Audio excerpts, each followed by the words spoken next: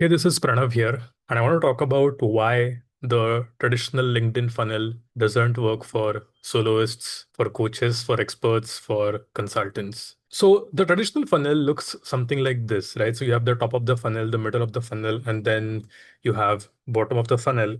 And the traditional advice that we are given is that okay, LinkedIn acts as a great tofu channel, and if you do good work there, which means if you get more traffic, if you can make this number go up, then you will have more people in your email list. So they will go on your LinkedIn, they'll engage with your content, and then if you have the right call to actions, they will join your email list. And then, of course, you can further build on top of that on using your email, which ultimately will lead to you having more clients and more revenue, more sales. But honestly, it just doesn't work. It's stopped working a while back. Now, when I say this, of course, there's a tiny voice inside my head that says, yeah, of course, it does work for some people. It does work for some people, but I would rather have the odds stacked in my favor as opposed to fighting the algorithm.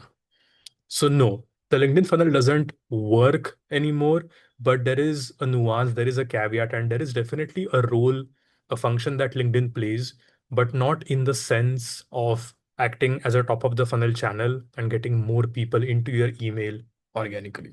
So let's first look at why this doesn't work. So like I said, we have been told that we need to maximize this. If we can get more and more people in to look at our LinkedIn content, then they will enter our funnel. The problem is that it's becoming really hard to maximize this. The algorithms are at play, noise is there, everyone seems to be getting on LinkedIn, and of course there is AI, which basically helps you create content at scale. You just have to input a prompt and you'll get a post, and you can publish that particular post.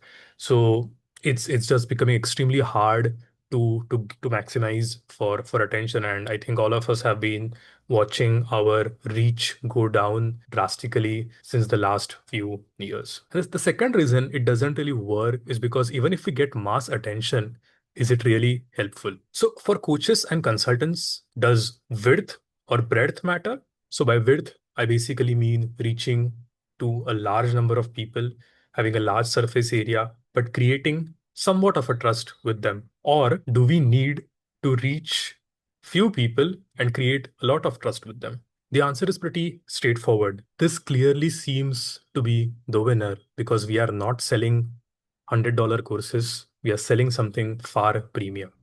We cannot serve 100 clients, 500 clients, 1,000 clients. So what we can do is serve maybe 10, 20, 50 clients. And for that to happen, we don't really need a lot of reach anyway. So the content that we put out that is optimized for reach anyway doesn't really help us. It's taking us to a place where we don't want to go. So what we need is perhaps more nuanced content which really conveys our point of view, and content which is optimized for resonance and not reach. So if we are trying to achieve this, then this strategy doesn't really help. So it's a little funny that our businesses actually thrive on depth, and yet we seem to care a lot for width. And anyway, like I said, getting that level of awareness is becoming extremely hard. It's next to impossible. So if we think that okay, maybe 100 people enter our funnel or 1,000 people enter our funnel, and then maybe 10 of them actually read our content, and then one of them signs up for our email list. That is more of wishful thinking. It's a lot of work to get one person to sign up for your email list who may or may not really become your client. Now, when all of this doesn't work, what do? We try to again we go back to the funnel and we think that okay, maybe there is something wrong with us, maybe we are not using the right hooks, maybe we are not saying the right things, something else, because all these experts keep telling us that okay, we should you should get good at copywriting, you should get good at writing hooks. And so we sort of blame ourselves because we are not getting this specific metric to go up. But this is not what my clients are seeing. Just to give you an example, a client of mine recently published a LinkedIn post which got him a 4 hour meeting with his ICP, with his ideal buyer. Getting a 4 hour meeting with your prospect where content played a big role is definitely a win for that particular content piece. So what really happened there, or what is the difference? What did my client actually do because of which his content worked? So the difference is that my client was not optimizing for this, but optimizing for this with his LinkedIn content. So let me explain. My client did not really publish this kick-ass LinkedIn post with proper formatting, with hooks, with like following all the best practices. No, like he did none of that. Instead, he used LinkedIn as more of a landing page. When someone comes across my client, or when someone wants to check out my client and what his unique point of view is, he wanted like that LinkedIn post to serve that purpose. He didn't want LinkedIn to attract new people, but he wanted LinkedIn to build and deepen the trust with the people that are already there. That was the difference. That the role of LinkedIn for soloists, for consultants, coaches has stopped being this and has actually moved to this. In other words, LinkedIn has stopped acting as this platform which attracts new people, but has become a platform where we build deeper relationships with the people that have found us through some other places. The mindset shift of this particular change is that you can stop worrying about the algorithm. You can stop worrying about the reach. You can almost think to yourself that, hey, I'm not really trying to get new people, and I want to give more nuanced content. I want to go deeper into my topic because now LinkedIn is acting as a middle of the funnel channel. This doesn't mean that you write very poor hooks. No, it doesn't mean that. It doesn't mean that you don't follow the best practices. But if you're looking at it like a dial, you can just remove, or you can change that dial from being something that is very, very awareness focused to something that is a lot more middle of the funnel, or a lot more trust focused as opposed to reach focused. Now, this creates new problems. You might say, Pranav, okay, fine. I mean, if LinkedIn is acting as this credibility enhancer or trust enhancer or trust builder, then how do I get new people to my LinkedIn? And that is a very interesting question and something that I've thought about long and hard. So let's jump into that. We need to look at top of the funnel as an activity which starts with human connections. In other words, content is not getting people in. You and I, we are showing up in front of people, and that is how they are getting to know us, and then they are coming on to LinkedIn. So how do you do that? Well, one of the best ways to do it would be to borrow audiences. What does borrowing audiences mean? It means that you go to places where people are already congregating, which means that your audience is already gathering there and staying there for a specific purpose. So now this could be an audience in, let's say, a Slack community, a paid Slack community. This could mean an audience that is already listening to a podcast and you show up there as a guest on that particular podcast. This could mean you going to a community and teaching them something or conducting a webinar for them. This could also mean that you're attending a conference which is popular amongst your ideal buyers. It could mean that you are giving a talk at this conference, among other things. So what you're doing now is that you're not really hunting for people on LinkedIn. That's hard. Again, there are people who are good at it and there are people who are actually succeed at it. But because we anyway don't want to optimize for width, we want to optimize for depth. When we show up at these places, we build a deep trust with this particular community. And this deep trust enables us to get them to meet them powerfully.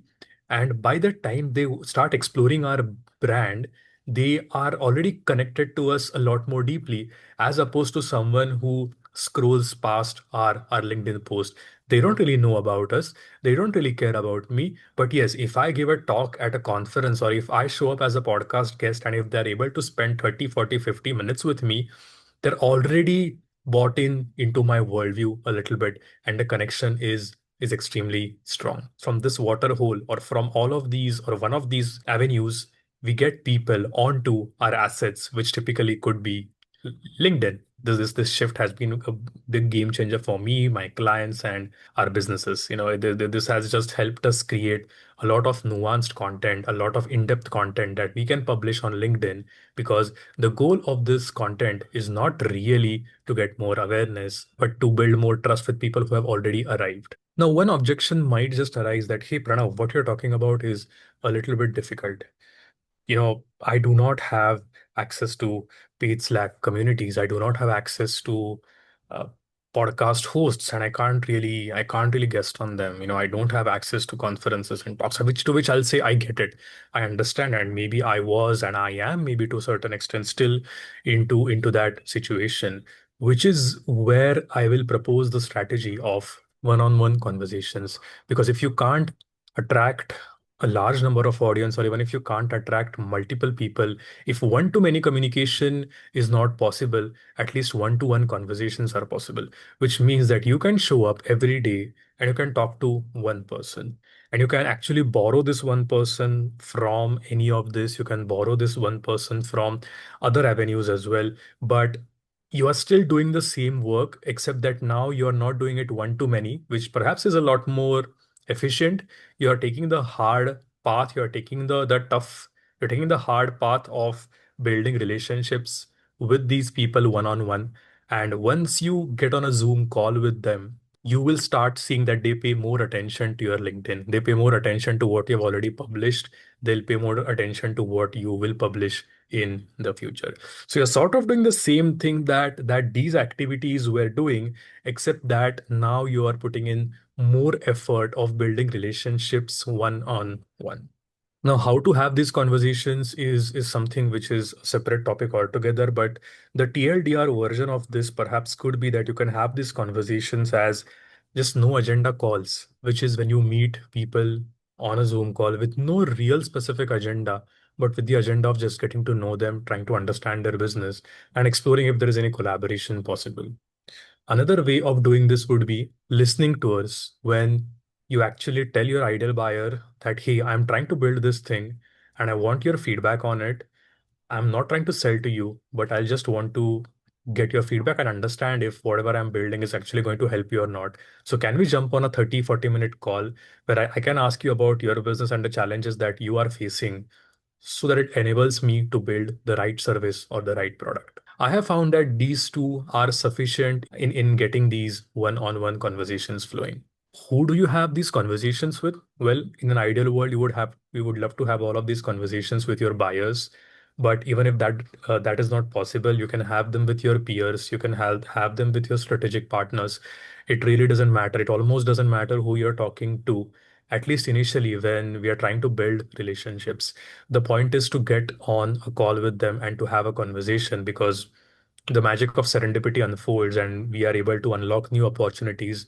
It's not linear. We don't really know how it's going to unfold, but it's one single habit that I've seen transform businesses. Now, someone might say that, hey, I don't even have access to have these one-on-one conversations. And if they say that, I might raise my eyebrow a little bit, because that seems a little bit unlikely.